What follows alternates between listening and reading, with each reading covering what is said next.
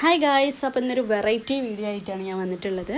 ഒരു 10 കോഴിമുട്ട എടുത്ത് വെച്ചിട്ടുണ്ട്. ഇത് എന്തിനാണെന്നായിരിക്കും നിങ്ങൾ വിചാരിക്കുന്നത്. മുട്ടമാലി മുട്ടസുർക്ക ഉണ്ടാക്കാനാണ് ഗായ്സ്. അപ്പോൾ ഇന്നലെ ഞാനൊരു വീഡിയോ കണ്ടപ്പോൾ എനിക്ക് ഇഷ്ടമായി. അപ്പോൾ എനിക്ക് ഉണ്ടാക്കി നോക്കാം ഒരു ആഗ്രഹം.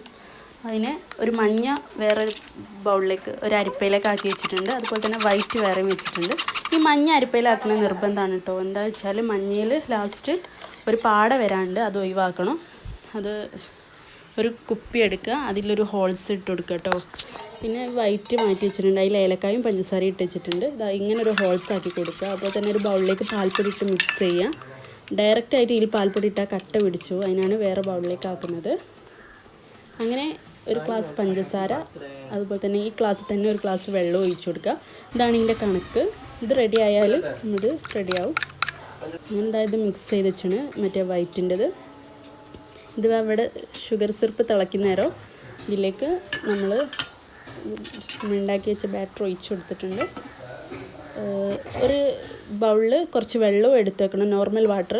ഇതിങ്ങനെ ഒഴിച്ചതിന് ശേഷം ഒന്ന് ഇളക്കി കൊടുക്കുക. നമ്മൾ ഇങ്ങനെ കോരി എടുക്കാൻ നേരത്തെ ഈ വെള്ളം ഒന്ന് ഇങ്ങനെ കുടഞ്ഞു കൊടുക്കുക. എന്നിട്ട് വേണം അത് എടുക്കാനായിട്ട്. ഒരു പ്ലേറ്റിലേക്ക് മാറ്റി വെക്കുക. വെള്ളം ഇങ്ങനെ കുടഞ്ഞതിന് ശേഷം വേണം നമുക്ക് എടുക്കാൻ.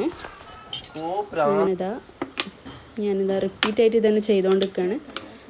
ഇതിൻ്റെ ആക്കാത്ത ഭാഗങ്ങളിലൂടെ ആയിട്ട് ആക്കി കൊടുക്കുക. വെള്ളം കുടയുക, കോരിയെടുക്കുക. ഇതന്നെ ചെയ്യുക. അങ്ങനെ ഒരു പ്ലേറ്റിലേക്ക് മാറ്റി വെക്കുക. പ്ലേറ്റ് ഒന്ന് ചെരിച്ച് വെച്ച് കൊടുക്കണം, അതിലത്തെ വെള്ളമൊക്കെ ഇങ്ങനെ ഒലിച്ച് പോയിക്കോട്ടെ. അങ്ങനെ ഇത് ചൂട് കഴിയുമ്പോഴാണ് സെറ്റാവുക. അങ്ങനെ ഒരു ഇഡ്ഡലി ചെമ്പിലേക്ക് ഞാൻ മറ്റേ മുട്ടസുർക്ക ഉണ്ടാക്കാനായിട്ട് ഒരു പ്ലേറ്റിലേക്ക് ഇതാക്കി വെച്ചിട്ടുണ്ട്. അങ്ങനെ അത് ചൂട് കഴിഞ്ഞ് സെറ്റ് അയക്കുന്നു കേട്ടോ. മുട്ടമാല അടിപൊളിയാക്കുന്നു, വേറിട്ട് നിൽക്കുന്നുണ്ട്. ഇത്ര പെർഫെക്റ്റ് ആവുമെന്നൊന്നും ഞാൻ വിചാരിച്ചില്ല. അടിപൊളി അയക്കുന്നു.